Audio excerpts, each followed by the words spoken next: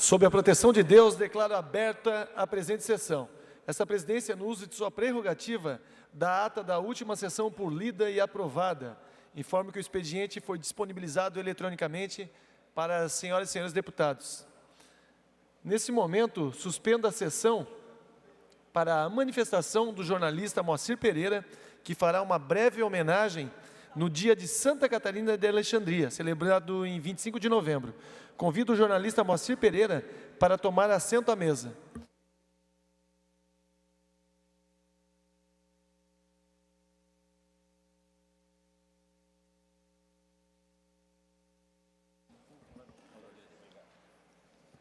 Convido, nesse momento, a deputada Ana Campanholo para fazer a sua manifestação.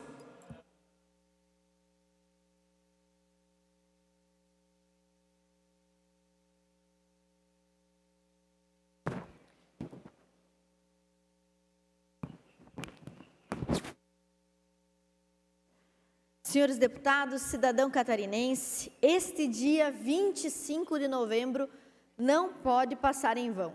Certamente os senhores já se perguntaram por que Santa Catarina tem este nome, quem foi Catarina, o que ela fez e por que todos nós temos tanto orgulho em nos dizer catarinenses.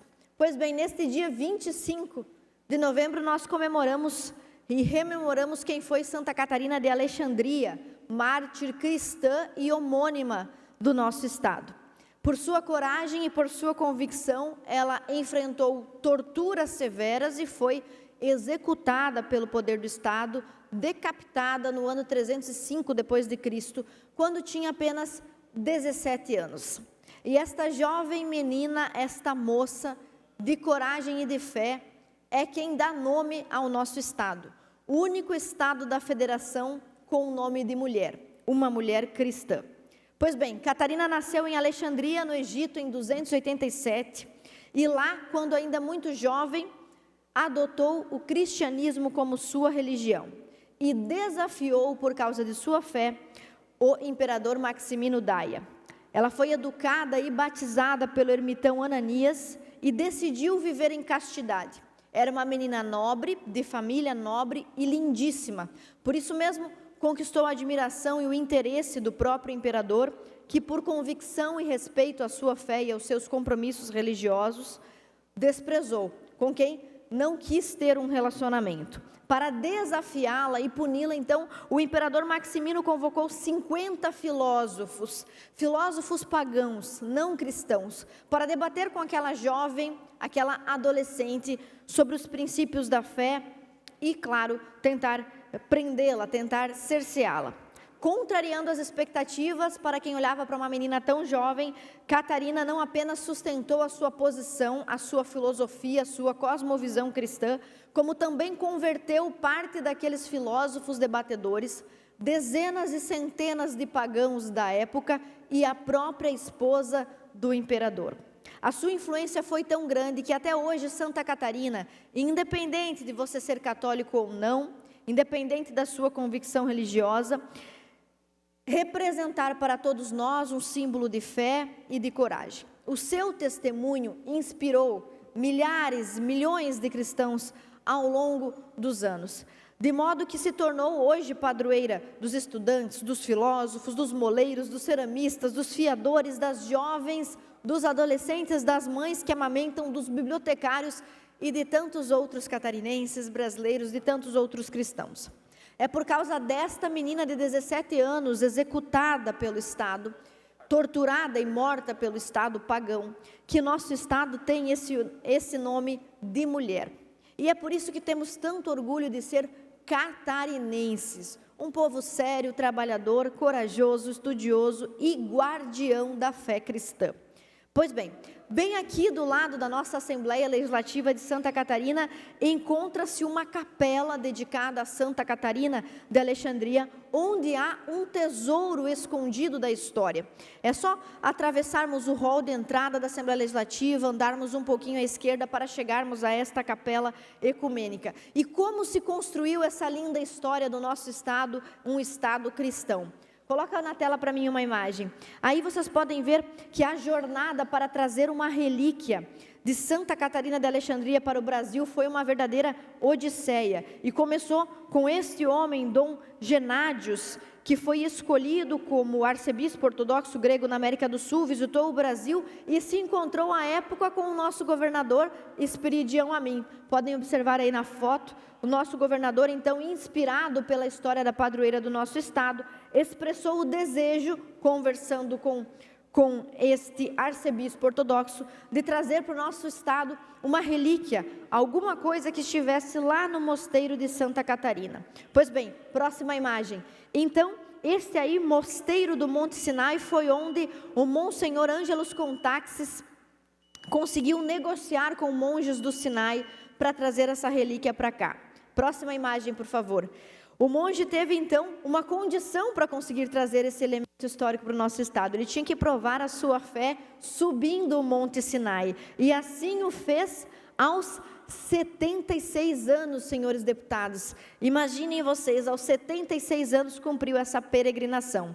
A próxima imagem mostra, então, nossa bem-sucedida odisseia por trazer a história de Santa Catarina para dentro do nosso estado. Ao retornar, então, ele trouxe consigo um fragmento da quinta costela direita de Santa Catarina, com 1709 anos de idade, que foi colocado dentro de um ícone e que está aqui perto de nós. Pode colocar a próxima imagem, por gentileza. Como você vê, está hoje abrigada ao lado da Assembleia Legislativa na Capela Ecumênica, considerada à época um território neutro, uma conquista do presidente do Tribunal de Justiça de Santa Catarina, o Dr. Francisco Xavier Medeiros. É por isso que esse estado, então, tem muito do que se orgulhar, tem muita história e tem que, sim, levantar a bandeira deste nome, deste orgulho que é ser Catarina, ser de Santa Catarina, um povo de fé e de muito trabalho. Muito obrigada, senhor presidente.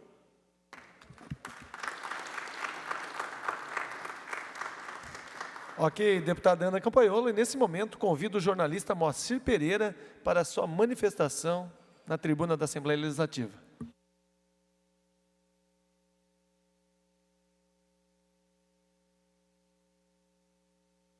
Muito boa tarde, senhor presidente, boa tarde aos senhores deputados, servidores, jornalistas.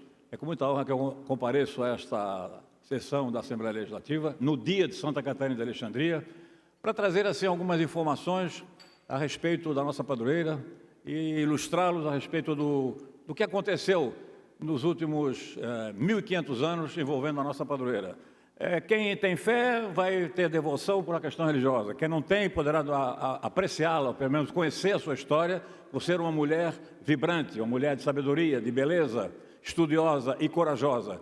E quem não tem nem apreciação pelo feminino e nem pela questão religiosa, poderá apreciá-la pela questão iconográfica. Então eu trago aqui a contribuição exatamente sobre os grandes artistas em toda a história da arte que também se dedicaram a pintar a imagem de Santa Catarina da Alexandria. E, senhor presidente, o mais importante, no próximo ano, 2026, nós estaremos comemorando 500 anos da denominação oficial Santa Catarina de Alexandria. Começou com Sebastião Caboto, quando aqui chegou em 1506, deu o nome de Ilha dos Patos, a Ilha de Santa Catarina, em homenagem ao Dia de Santa Catarina, que já se comemorava na Europa naquela época, no século XVI, no dia 25 de novembro, e porque a sua esposa chamava-se Catarina Medrano. A deputada Ana Campaiolo, que é uma grande defensora das tradições religiosas relativas a Santa Catarina da Alexandria, já apresentou assim um panorama a respeito das origens da mártir de Alexandria e também da atuação dela em defesa dos escravos que eram torturados pelo imperador, enfrentou com sabedoria, com coragem, em solidariedade exatamente àqueles que sofriam naquela ocasião. Depois de ser martirizada, ela foi primeiro martirizada pela roda dentada, com ferro, por isso que a marca da Santa Catarina, da imagem, é sempre com uma roda. E, em segundo lugar, como a roda quebrou, e atribui-se um milagre a esse fato histórico, o imperador então mandou degolá-la. E, segundo os historiadores, no lugar de sangue teria jogado leite. Os seus restos mortais foram transferidos para o Monte Sinai. Por quê? Porque lá está a sarça ardente famosa dos 10 mandamentos e também o local onde o Moisés teria recebido os 10 mandamentos. Já existia uma capela chamada a Capela da Transfiguração, que foi construída por Santa Helena, que é outra imagem, outra santa que precisa ser conhecida mais por Santa Catarina, porque nós temos um município no oeste catarinense com o nome de Santa Helena, e tem uma história também extraordinariamente rica. Como meu tempo é curto, eu vou me preocupar mais então em apresentar para os senhores, rapidamente também, essas imagens que me parecem muito importantes, porque eu desconheço autoridades populares, líderes religiosos, católicos ou ortodoxos gregos. Aliás, os ortodoxos gregos são mais devotados por Santa Catarina de Alexandria do que os cristãos, de uma maneira geral, no mundo inteiro. E ela era, durante o Renascimento, do século XVI, XV e XVII, considerada, nos países europeus, uma das mais populares santas da era cristã. Então, eu gostaria de, em seguida, exibir algumas das... Bom, eu estive visitando, cobrindo uma missão em nome dos jornais do Estado e da Notícia, quando eu trabalhava nesses dois veículos, a primeira e única missão que visitou o mosteiro de Santa Catarina, no Monte Sinai. E por isso eu fiquei empolgado com a história dela e a partir daquele momento comecei a pesquisar. Em todos os lugares que eu visito, eu procuro, ou nas catedrais ou nos museus, imagens de Santa Catarina. Eu já tenho mais ou menos, apenas para que os deputados tenham informação, 300 documentos, fotografias, esculturas, pinturas de Santa Catarina de Alexandria que foram coletadas, foram feitas durante esses últimos 23 anos, depois que eu estive no Mosteiro de Santa Catarina. Então, eu vou tomar a liberdade, presidente, de exibir aí algumas dessas pinturas ou algumas dessas esculturas que representam a importância histórica, a importância da padroeira como mulher, a importância dela como santa e, sobretudo, a importância dela no contexto da iconografia mundial. Aí está. Nós vimos o Mosteiro de Santa Catarina no Sinai. Esta é uma imagem muito conhecida, eu acho que é uma das mais propagadas, está no Museu Thyssen, a imagem pintada pelo grande pintor renascentista italiano Michelangelo Caravaggio. É realmente uma imagem de fundo. Seguinte. Essa é outra pintura interessante por vários motivos. Primeiro, pela força do colorido. E segundo, porque a autora dessa pintura chama-se Artemisia. É uma pintura da época do Barroco e está exposta na National Gallery, na cidade de Londres. E os senhores vão observar que a imagem de Santa Catarina sempre tem, no mínimo, duas características. A maior característica dela é a roda dentada. Pode estar quebrada, pode estar em pé, ou inteira, não importa. E segundo é a palma. A palma, pela tradição cristã, é a representação da pureza daquele que é considerado santo. E há uma terceira condição também que às vezes aparece, hoje vão ver talvez algumas que eu vou exibir, também aparece Santa Catarina com a roda dentada, com a palma de ouro, com a palma da pureza e também com a espada. A espada representa que ela foi degolada. Ela não foi uma lutadora de espada, mas ela foi vítima da espada do imperador, ditador romano. Seguinte. Essa é uma obra do grande poeta, pintor, escultor e escritor catarinense Rodrigo de Aro. A obra tem mais ou menos 1,5 metro de altura e os senhores observam que ele tem... Cada artista, esse que eu gostaria de chamar a atenção, tem uma criatividade diferente em relação ao que ele imagina que tenha sido a Santa Catarina de Alexandria. Aí está claramente na roda dentada o Monte Sinai, o Monte Horebe, que estão lado a lado lá naquela região do Egito, no Sinai. Por favor. Este é um ícone, mais um ícone. Quem viajar pelas ilhas gregas ou Atenas, ou interior da Grécia, vai encontrar uma quantidade enorme de ícones. Ícones são obras pintadas à mão, que normalmente não tem moldura. Essa aí foi colocada por razões estéticas. E cada ícone desse tem um valor extraordinário, porque vem de séculos, mais de 1.500 anos. Por favor. Esta obra aí eu fotografei quando terminava um cruzeiro marítimo, passando por Cartagena, no norte da Colômbia. E o guia turístico me levou direto para o centro histórico da catedral, e eu encontrei essa imagem, fiquei impactado. Não sabia que a Colômbia também tinha adoração por ela, veneração. Esta imagem tem uma explicação. É uma belíssima escultura e ela é também a padroeira dos navegadores, além de estudantes, estilosos, etc. Então, os navegadores espanhóis, quando chegaram na Cartagena, também prestaram essa homenagem, dando o nome da catedral à Nossa Senhora Santa Catarina de Alexandria. Por favor. Esta é uma obra de Vera Sabino. Eu sou fã da Vera Sabino, além de ser uma criativa, uma extraordinária pintora. Ela dá uma visão, ela faz uma criação diferente de Santa Catarina, porque, observe, ela colocou o globo nas mãos de Santa Catarina, está lá a palma, está a roda dentada, e também insere a Ponte Círio Luz e o Hospital de Caridade e a Irmandade do Senhor dos Passos. A seguinte é outra imagem também diferenciada, uma escultura de corpo inteiro, com as duas características principais. A roda dentada, aí no caso interessante, a roda está inteira, e que não é comum, é raríssimo. E a palma também sobre a outra mão. Essa aí é uma fotografia da capelinha que os senhores conhecem, que aqui é ao lado da Assembleia Legislativa, que acolheu as relíquias de Santa Catarina de Alexandria. Essa santa, por decisão dos monges que estão lá atuando no mosteiro, ela tem relíquias exclusivamente no mosteiro, e apenas uma exceção, em Santa Catarina, em Florianópolis, na Igreja Ortodoxa Grega e aqui no Tribunal de Justiça de Santa Catarina. É a única exceção mundial em relação às suas relíquias. Aqui nós temos uma escultura belíssima. Essa escultura eu fotografei há 1 ano e meio atrás, quando fui convidado pelo procurador Gilberto Calado para ir a Pamplona. Está na Catedral Principal de Pamplona. É uma escultura belíssima e é mais de também 1.200 anos. Esta a mesma pintora do Barroco. Naquela época as mulheres não podiam pintar, eram proibidas. E aqui a grande pintora Artemisa também faz essa imagem que eu acho belíssima, sobretudo pela expressão do rosto. Esta imagem está em Santiago do Compostela. Quem já esteve na Catedral de Santiago encontra essa imagem também bem destacada lá, naquela famosa cidade espanhola. Esta imagem eu queria mostrar para os senhores o seguinte, a ideia desse artista que procurou dar um tom de nobreza. Na verdade, ela era uma princesa, então justifica. Esse é o primeiro detalhe. Tom de nobreza a Nossa Senhora, a Santa Catarina. E segundo, que ele coloca 2 rodas dentadas para o martírio que era desejado pelo imperador. Esta é uma imagem da catedral, linda catedral de Estrasburgo. Também está em destaque e apresenta, como eu falei para os senhores, essa está bem caracterizada. Os 3 símbolos, a roda, a espada e a palma.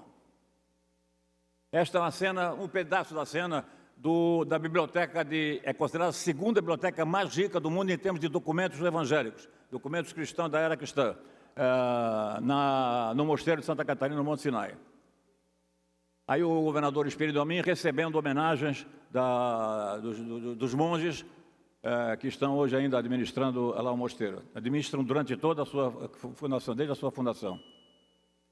Esta imagem aí, o capitão no ano passado visitando Budapeste no final de um cruzeiro, rapidamente, é um vitral maravilhoso, tem 4 metros de altura, e está lá a nossa padroeira também abrilhantando aquela catedral espetacular. Seguinte, aqui em Florianópolis, pouca gente sabe que na Catedral de Florianópolis, um dos vitrais à direita de quem entra na catedral, tem esse vitral também maravilhoso, com 2 rodas, uma na direita e outra na esquerda. Isso aí fica no Museu Santa Catarina, uma escultura belíssima também, no Museu de Verona, na Itália. Esta imagem o objetivo dessa exibição, Santa Catarina como uma criança, porque, segundo a história, ela também foi a principal protetora das crianças enquanto vivia defendendo o cristianismo lá no Império, junto ao imperador Maximino Gaia. Aí uma cena, o artista mostrando aí como é que ela foi degolada, claro, ele imaginou e botou como obra de arte principal. Também está no Museu Nacional de Londres. Esta aí nós temos a outra configuração, outra ideia do autor. Ele mostra não apenas Santa Catarina com a roda e com uma vestimenta de princesa, mas, sobretudo, fazendo leitura, mostrando exatamente a sua sabedoria. Seguinte, aqui é Santa Catarina, que está na igreja de Nossa Senhora de Santa Catarina de Alexandria, do Colégio Catarinense, conhecida igreja aqui da capital. Seguinte, aqui é Capela Sistina, é o fato novo que eu vou publicar no meu próximo livro, 4º livro sobre Santa Catarina. Capela Sistina, estão lá. As 2 laterais, vários artistas do Renascimento italiano, destacados, extraordinários. O teto feito pelo Michelangelo, o gênio da pintura universal, Michelangelo. E lá no final tem o famoso juízo final. No juízo final, isso eu descobri agora recentemente, graças ao grande pintor da espátula, o Nixon, que já faleceu no ano passado, está lá, à esquerda, à direita, pode observar, em verde, está lá Santa Catarina de Alexandria. Aqui nem o bispo, nem o Rodrigo Diário, que era um grande estudioso, nem o governador Amin, que era também um apaixonado por essa Santa Catarinense, sabiam dessa existência, desse detalhe, que o Michelangelo tinha pintado Santa Catarina. Eu estive lá e fiz pesquisa no Vaticano, passei pelo Museu Vaticano e trouxe essa imagem para ilustrar. Está aí ela, Santa Catarina de Alexandria, ao lado desse lado dela é o São Sebastião e o que está em cima é o São Brás. O senhor observe, né, o estilo do Michelangelo, fazia as figuras santas, homens ou mulheres, sempre musculosos. Tem depois um detalhe interessante, ela está em verde, isso aí essa capa foi colocada depois que o Michelangelo terminou a obra, porque o Michelangelo terminou todas as obras, santos e santas, como vieram para o mundo. Todos eles despidos, sem roupa, cobrindo as suas partes íntimas. E aí, logo em seguida, veio uma autoridade do Vaticano e exigiu que o Papa determinasse a cobertura com outro tipo de desenho. Santa Catarina, no original, ela não tem essa parte verde, essa capa verde, ok? Ela é toda... Os seios são vistos, só os seios. E isso foi descoberto por uma pesquisa de restauração feita por especialistas do primeira ordem em Nápoles, na Itália. A Legenda Áurea é o principal documento sobre Santa Catarina de Alexandria. É um livro com mais de 1000 páginas e tem inúmeros autores. Tem 175 santos que estão examinados ali. Essa aí é uma fotografia de Rafael, que faz parte do meu segundo livro, Santa Catarina de Alexandria. Meus amigos, obrigado, senhores deputados, obrigado, deputado Fernando. E vamos, olha, eu vou sugerir que a Assembleia que aprofunde, os deputados que aprofundem o estudo sobre ela e que nos preparemos, porque o Poder Legislativo tem um grande poder de divulgação, um grande poder de comunicação em Santa Catarina. Então, vamos fazer alguns eventos ao longo do próximo ano para que os nossos estudantes, as nossas crianças, os nossos jovens possam conhecer melhor Santa Catarina de Alexandria. Um abraço a todos, obrigado e feliz dia de Santa Catarina. Um abraço, presidente. Presidente. Pois não, deputado Mário Mota. Eu gostaria de parabenizar a deputada Ana Campanholo pelo convite e dizer ao meu querido amigo, colega de tanto tempo, de tantas jornadas, Moacir Pereira, que muito me orgulha essa sua pesquisa que eu tive o privilégio, em muitos momentos, de acompanhar de perto. Parabéns mais uma vez pela sua participação nesse dia tão importante aqui nesta casa. Parabéns, Aninha. Parabéns. Parabenizar a deputada Ana Campanholo e também o nosso ícone, né, Moacir Pereira. Muito obrigado pela participação conosco, trazendo cada vez mais experiências e ensinamentos aqui a todos nós, catarinenses. Muito obrigado pela sua participação. Nesse momento também quero saudar a presença do CRAS 1 Blumenau, Suas Mirim, que está aqui presente, acompanhado da Marlete. Sejam muito bem-vindos. E também ao amigo Roger, que está hoje acompanhando o Parlamento Jovem lá do município de Indaial. Sejam muito bem-vindos, sempre à Assembleia Legislativa de Santa Catarina. Muito obrigado. Declaro reaberta a sessão. Nesse momento, breves comunicações, com a palavra o deputado Mário Mota.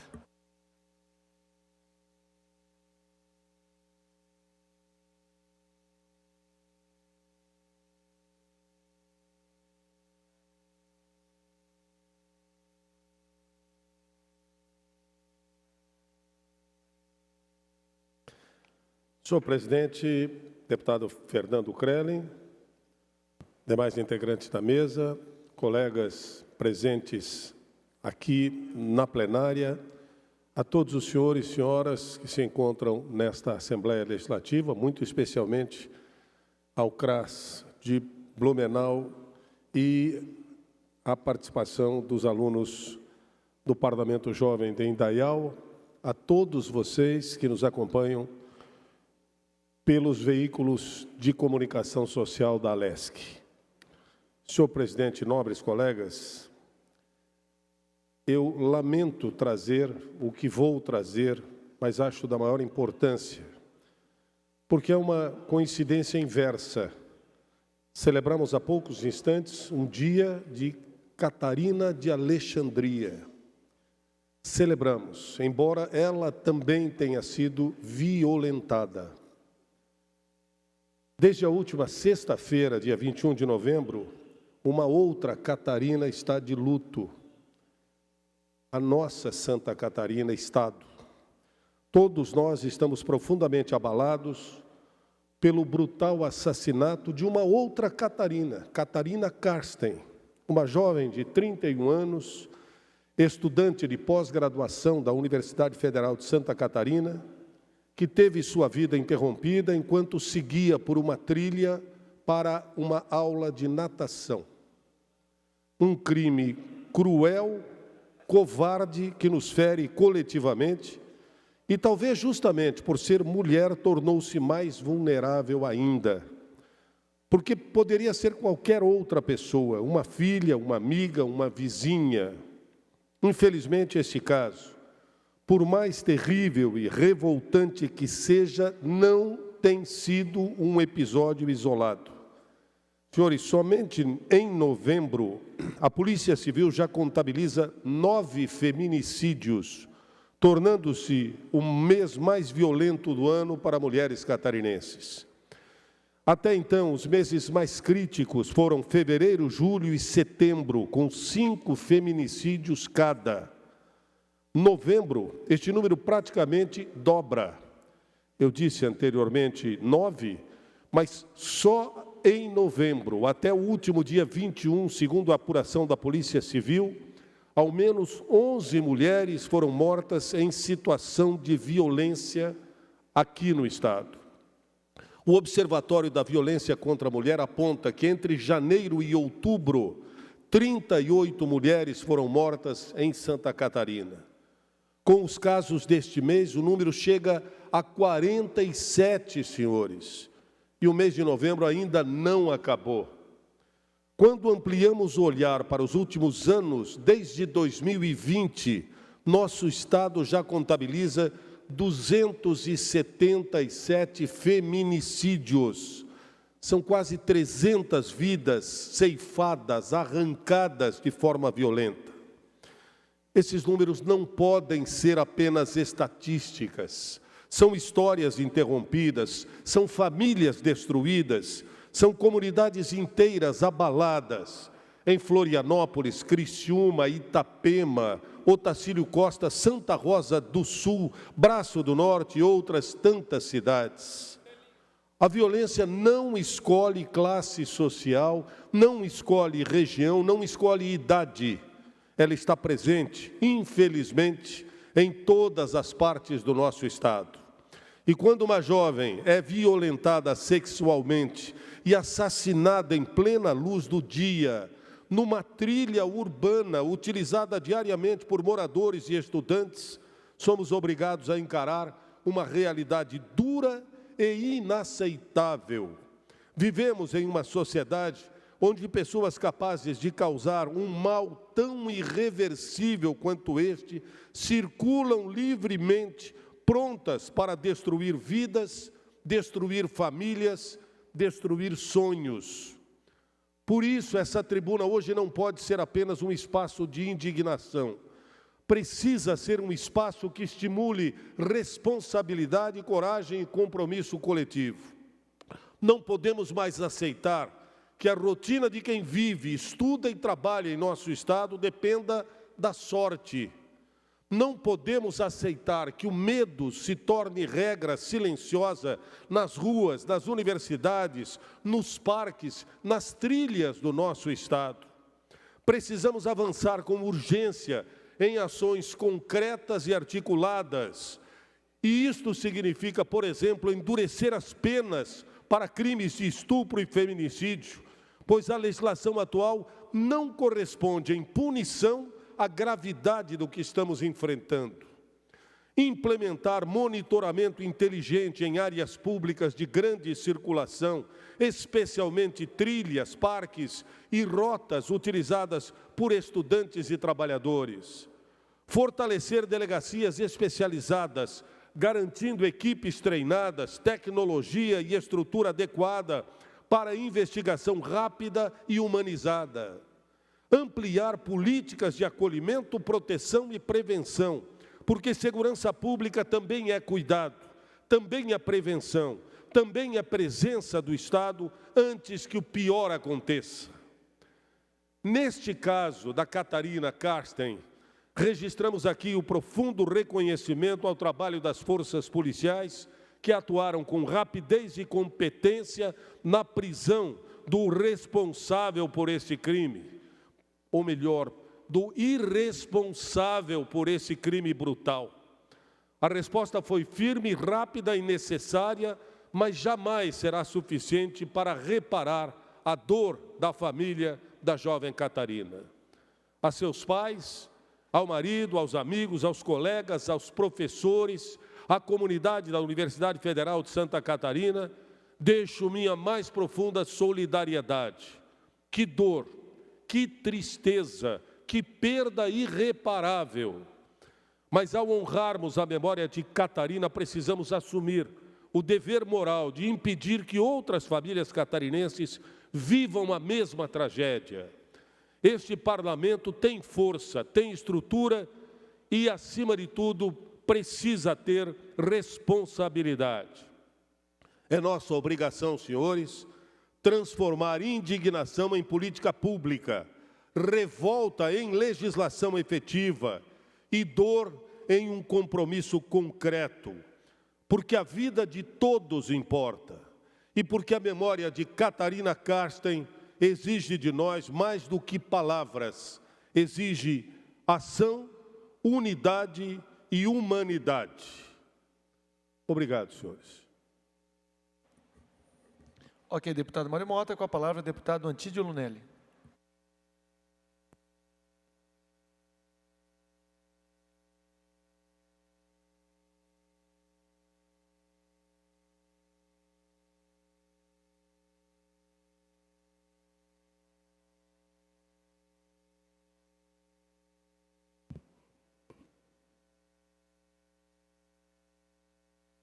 Senhor presidente Fernando Krelin, senhoras e senhores deputados catarinenses que acompanham o nosso trabalho. Hoje eu venho a esta tribuna profundamente preocupado com o futuro do nosso país. Preocupado com os rumos da democracia brasileira e com a escala de decisões que estão ignorando princípios básicos do Estado de Direito. O que estamos assistindo não é normal, não é republicano e não pode ser tratado com naturalidade por ninguém que leva a democracia a sério. A prisão do ex-presidente Jair Bolsonaro é nula, é autoritária, é ilegal e fará com que o Brasil perpetue a política do revanchismo, da instabilidade jurídica e da polarização extrema. Como muitos juristas independentes apontam, a prisão de Bolsonaro também fere o direito devido processo legal. Ignora o princípio da individualização da pena e atropela garantias que deveriam valer para todos os brasileiros, independentemente da posição política. E quando a lei deixa de valer para todos, ela deixa de valer de verdade. É impossível não comparar o tratamento que o judiciário deu a dois ex-presidentes, Lula e Bolsonaro. Lula teve direito de defesa e de recursos em todas as instâncias. Na primeira, na segunda e na terceira e na última. Teve julgamento completo, rito completo e até revisão completa. Anos depois, o que lhe permitiu voltar à presidência da República. Já Jair Bolsonaro foi julgado direto na última instância, sem acesso às etapas que qualquer cidadão brasileiro tem direito. E ainda foi obrigado a recorrer aos mesmos juízes que o condenaram. É um contraste absurdo. É o famoso 2 pesos e 2 medidas. E quando a balança da justiça se inclina para um lado só, o país perde o equilíbrio. Quando Lula esteve preso em Curitiba, manifestações diárias na porta da Polícia Federal eram chamadas de expressões democráticas. Ninguém chamou aquilo de ato criminoso. Ninguém chamou de reunião ilícita. Agora, atos pacíficos de apoiadores de Bolsonaro são criminalizados, demonizados e tratados como ameaça à ordem. O ministro Alexandre de Moraes chegou ao ponto de classificar manifestações populares favoráveis ao ex-presidente como reuniões ilícitas. Eu pergunto, onde estava esse rigor jurídico quando as ruas de Curitiba eram tomadas diariamente pelos apoiadores do então ex-presidente Lula? E aqui faço uma reflexão simples, numa linguagem bem popular.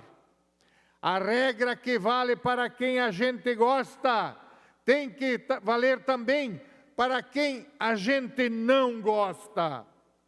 Se não vale para todos, não é justiça, é perseguição.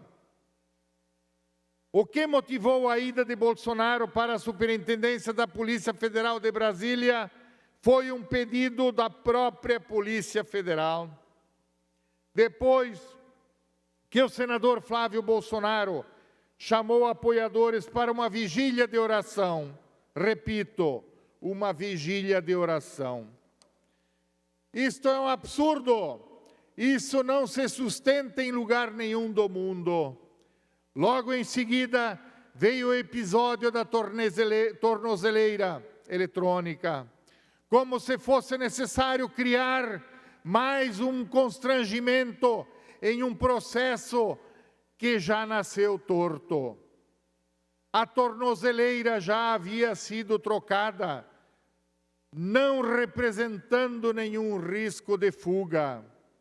E tem mais, o mesmo ministro que considerou ilegais os acampamentos em frente aos quartéis, nunca considerou ilegais os acampamentos do MST dentro de terras produtivas. No Brasil de hoje, invasão de propriedade privada pode, mas manifestações em espaço público não pode. É a régua da incoerência, dura para uns, flexível para outros. E chegamos ao famoso argumento do CEP. Lula foi descondenado, mesmo depois de o Brasil assistir ao maior escândalo de corrupção da história, porque, segundo o Supremo, foi julgado no CEP errado. Pois bem, Bolsonaro deveria de estar sendo julgado na primeira instância da Justiça Federal de Brasília, mas está sendo julgado no Supremo Tribunal Federal. Se CEP invalida julgamento para um, por que não invalida para outro? Por que a regra muda conforme o personagem? Esta é a pergunta que o Brasil inteiro está fazendo. Senhoras e senhores, quando a Constituição começa a valer apenas para um lado, quando direitos começam a ser concedidos seletivamente, quando manifestações pacíficas passam a ser criminalizadas por conveniência política, estamos diante de algo muito sério. Estamos diante de um processo de erosão institucional. E erosão institucional não atinge apenas um líder político, ela atinge todo o povo brasileiro. Nos últimos anos, o Brasil tem vivido um ciclo de instabilidade política que já virou rotina. E isto é gravíssimo, senhoras e senhores. Em menos de uma década, tivemos 3 presidentes presos: Lula, Temer e agora Bolsonaro. E uma presidente, a Dilma, afastada por impeachment. Nenhum país do mundo consegue construir estabilidade, confiança e previsibilidade assim diante de disputas e revanches que parecem não ter fim. Isso não fortalece a democracia, isso a fragiliza profundamente. Esse ciclo de instabilidade jurídica e política mina a credibilidade do Brasil no cenário internacional e afasta investidores, empregos e oportunidades. Enquanto o país vive esse clima permanente de tensão, quem perde é o cidadão comum e quem quer trabalhar, produzir e viver em paz. Não podemos transformar o Brasil em uma nação onde cada governo vive pautado pela perseguição ao anterior. Democracia não é revanche, democracia é estabilidade, isonomia e respeito às regras do jogo. Eu digo isso com responsabilidade. Não se trata de defender uma pessoa, trata-se de defender princípios. Não se trata de gostar ou não de Bolsonaro.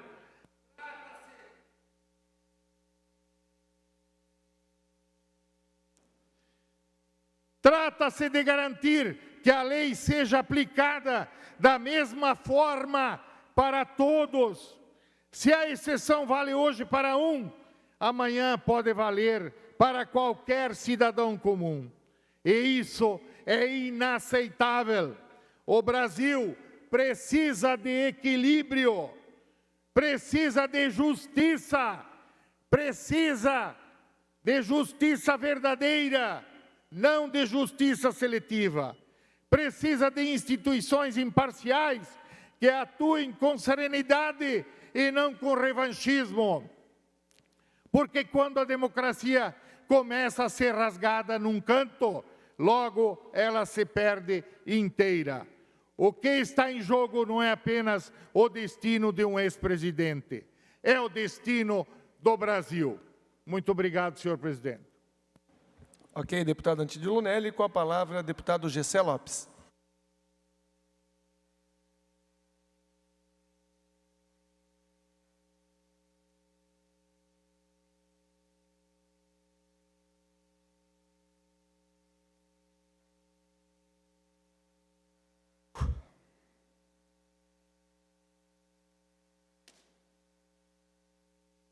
Presidente, mais uma semana triste para a democracia do Brasil, se é que ela ainda existe. Prenderam Bolsonaro simplesmente porque o sistema tem medo que ele volte à presidência do Brasil e devolva aos brasileiros o patriotismo, a dignidade e o respeito com o dinheiro público. Presidente, porque esse país da corrupção, esse país da libertinagem, esse país das fraudes, não combina com um homem sério, honesto e patriota.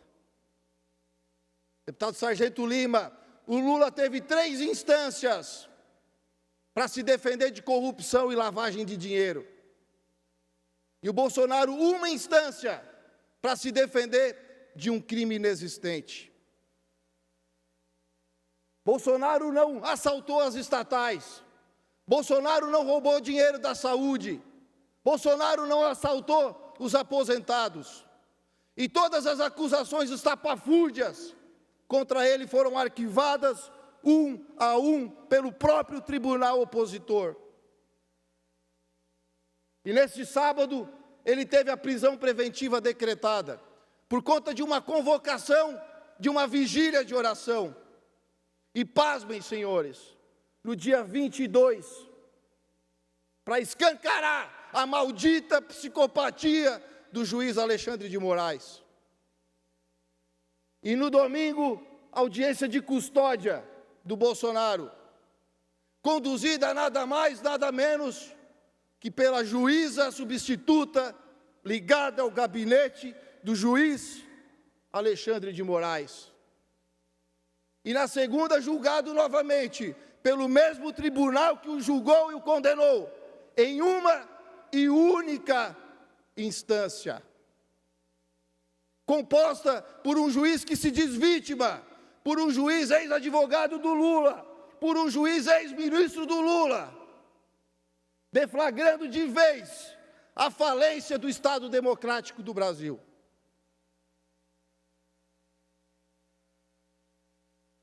E se vocês aplaudem isso, saibam que você é um canalha, um cretino tapado, para não dizer outra coisa, deputado Antílio.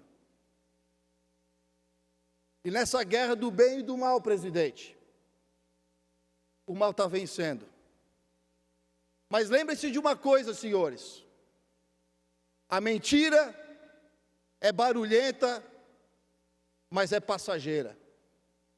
E a verdade é silenciosa, mas é eterna. E se Deus quiser, a verdade vai nos libertar novamente, como nos libertou em 2018, em nome de Jesus. Obrigado, presidente. Ok, deputado Gessé. Está escrito aqui para falar o deputado Júnior Cardoso. No momento ele não está presente aqui na sessão. Vamos direto ao tempo destinado aos partidos políticos. Primeiro tempo, MDB, PSDB. Deputado Antílio já fez uso da palavra. União, PSD, PRD. Democracia, Inclusão Social e Igualdade, PT e PSOL. Bloco Podemos, Republicanos e Novo. PP, PDT e o PL, com a palavra o deputado Sargento Lima.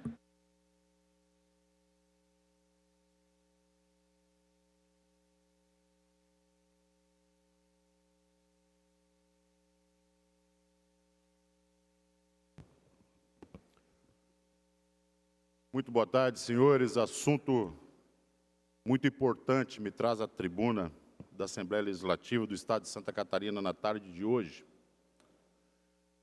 Assunto esse direcionado a todos os suinocultores do Estado de Santa Catarina. Podem ter a mais absoluta certeza que eu tenho a plena consciência da importância da suinocultura no nosso Estado. 1,7 bilhões de dólares foi o que o Estado de Santa Catarina faturou com a suinocultura no ano de 2024. 1,7 bilhão de dólares. Vendemos para 78 países. E o que faz com que a gente seja esse case de sucesso é a qualidade do nosso produto. Porém, eu tenho aqui em minhas mãos aqui a portaria número 50, de 8 de setembro, da Secretaria de Estado da Agricultura e Pecuária, que trata de novas diretrizes a serem implantadas nas UPs, nas unidades produtivas, sejam elas de cria, recria, engorda, enfim, até mesmo de melhoramento genético. O prazo para adaptação a essa nova realidade, entre os pequenos e médios, ficou entre 12 meses e 24 meses. Então, como fomos procurados por vários produtores para conversar sobre isso, que pese também que o governo do Estado está liberando um crédito no valor de R$70 mil para cada produtor, mas mesmo assim nós temos que confiar que tem produtores que não querem contrair dívida, não estão seguros com a estabilidade econômica do país, não querem fazer grandes financiamentos, né, tendo em vista a atual realidade que vivemos nesse país tão conturbado. Então, quero dizer para vocês aqui e deixar muito claro que na primeira oportunidade, provavelmente no primeiro trimestre do ano de 2026, sendo assim da vontade de Deus, assim nos permitir, faremos uma audiência pública para discutir essa portaria, se a gente consegue trabalhar um elástico, um prolongamento desse prazo, para que possa dar oportunidade também àqueles produtores que não querem acessar o financiamento ou que não têm capacidade de endividamento e querem se regularizar, né, diante da portaria número 50, de 8 de setembro de 2025, da Secretaria de Estado de Agricultura e Pecuária aqui do nosso Estado. Bom, dito isso,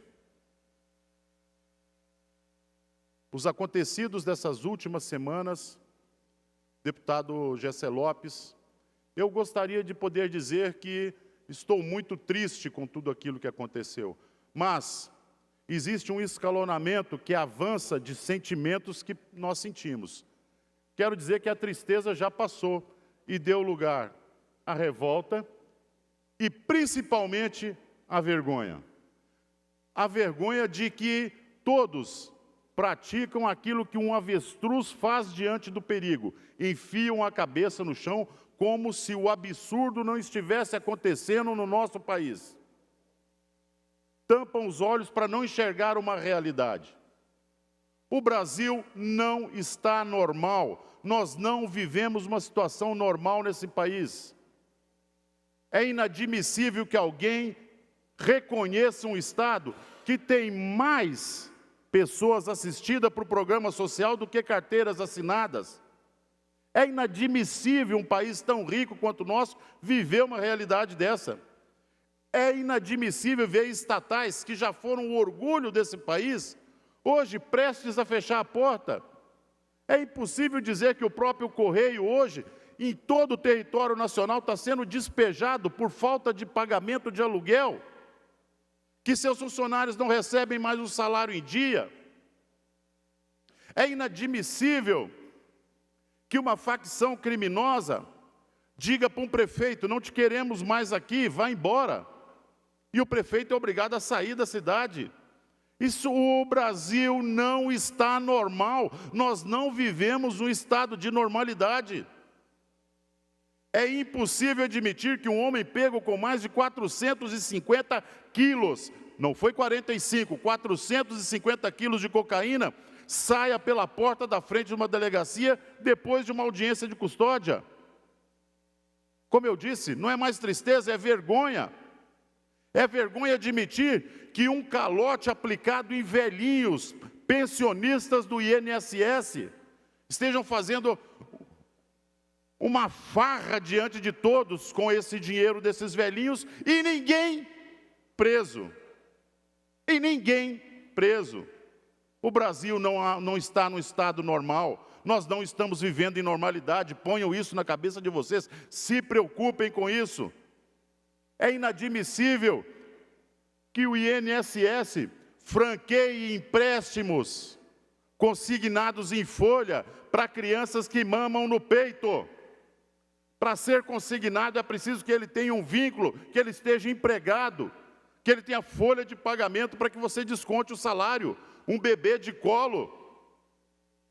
E normal, ninguém preso.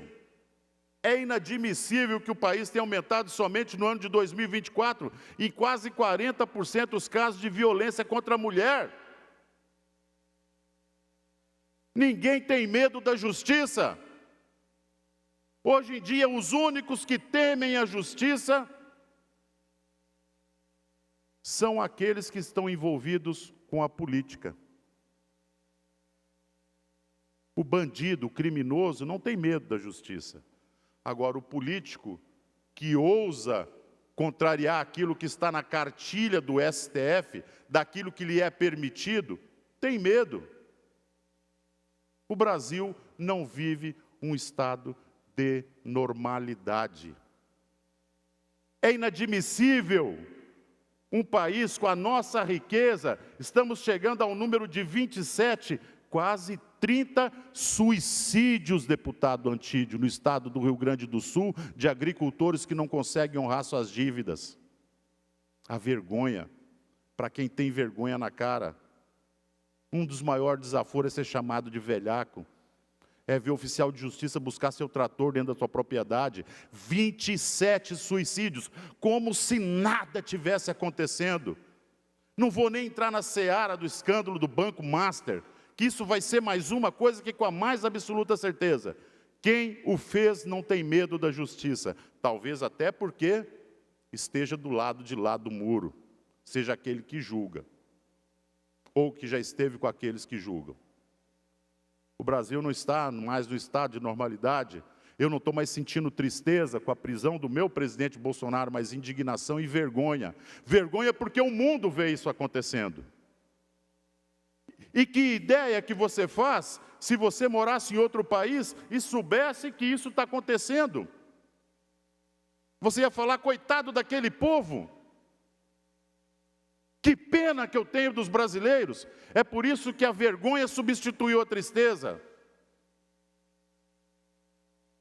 A vergonha substituiu a tristeza daquilo que nós estamos vivendo.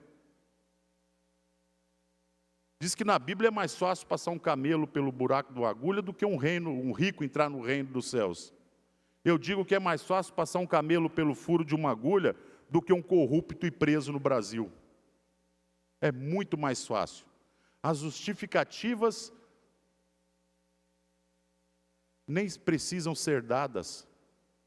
Simplesmente nós vivemos no último mês inteiro uma sequência de escândalos, um atrás do outro, um escândalo sucedendo o outro.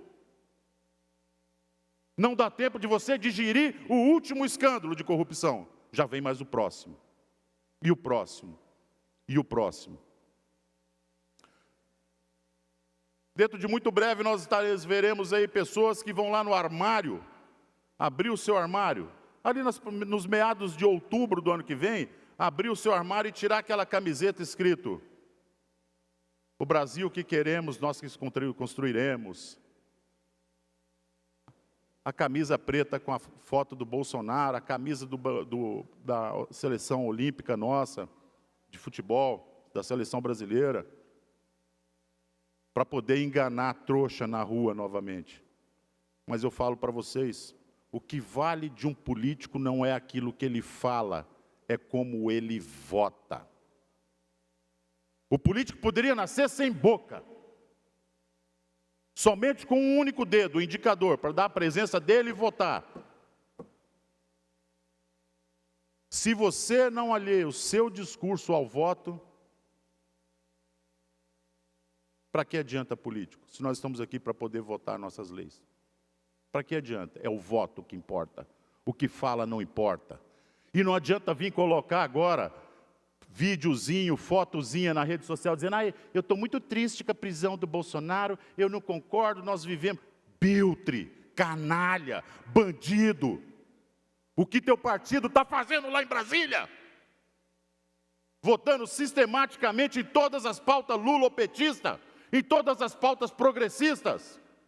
O que ele está fazendo lá em Brasília? Aí chega aqui, não. O povo não é mais trouxa, o nosso eleitor não é analógico, o nosso eleitor é digital.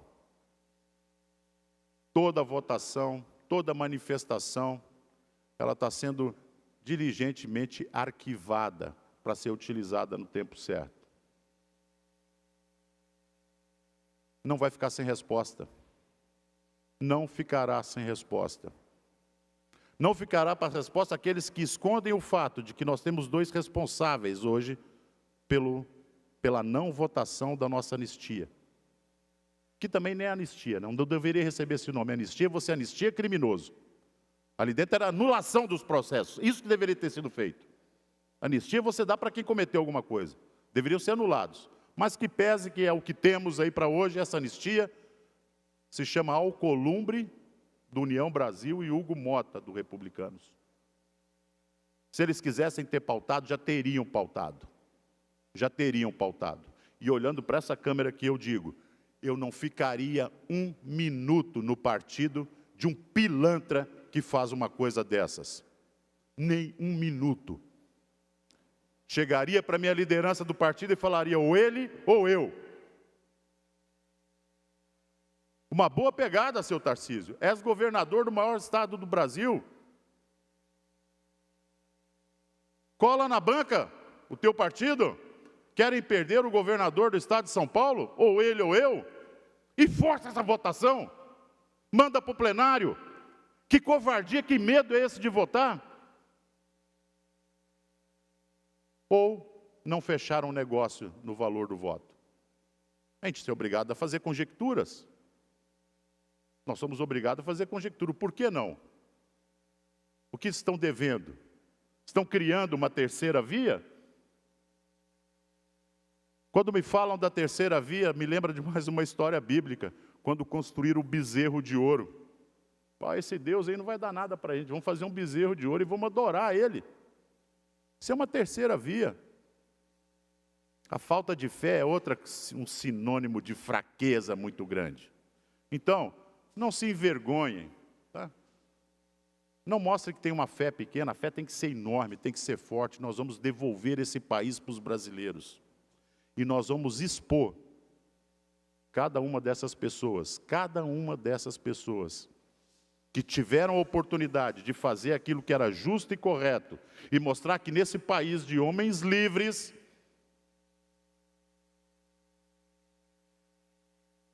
esse país tem solução.